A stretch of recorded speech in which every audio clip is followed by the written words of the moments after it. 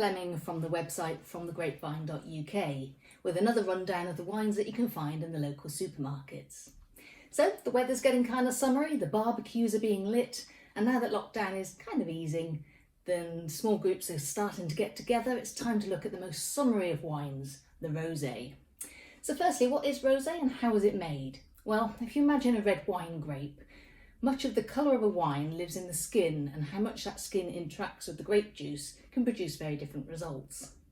So the first way to make a rosé is for the grape to be very lightly pressed, and that resulting juice is fermented and we get a very pale, delicate rosé.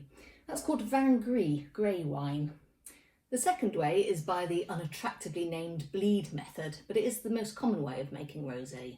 The red wine grapes are crushed and the juice and the skins remain in contact for just a short time, anywhere from 2 hours to 2 days, before a portion of that juice is bled off the skins. Now that juice is fermented on its own and that makes rosé, and the juice that's left behind with the skins goes on to make red wine. And thirdly, although it's not very common, is blending white wine and red wine together. Now some people consider this to be cheating, but it is a method used for making some champagne rosés and some of the New World rosé wines. I've tracked down 3 rosés on the supermarket shelves for you. They're all under a tenner and they're all very different. So let's start with our New Zealand bottle. This is Mudhouse from sunny Marlborough, and they've used their signature Sauvignon Blanc and splashed in a little bit of Pinot Noir to create that pink colour. It will also add a taste of red berry to it. Now, is this lazy or genius? Let's find out. That cool climate in New Zealand means it's still bursting with freshness. We're off to Spain for our next rosé or rosada. This is Faustino VII rosé from Rioja.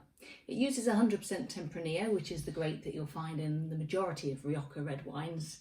And it's a bold grape ripened in that really hot climate, so you'll see that the colour is a little bit more cherry red than the other two. So let's have a little taste of this one. Those red fruits are coming through, but it's also fresh and really gluggable. This one's also from Asda. This one is £8. Finally, I couldn't talk about rosé wine without heading to France, and you won't struggle to find a rosé from Provence in the supermarkets.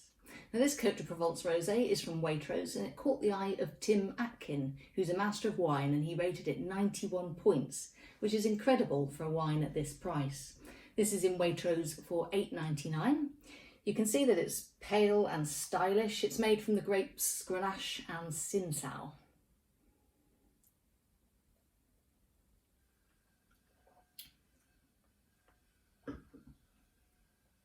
It's a lot drier than the other two, and you can still get those red berry flavours coming through. It's a bit like a fruit pudding in a glass. Well, I hope you enjoy your summer wines. Please like and subscribe to my channel, and I look forward to giving you another update very soon. Cheers.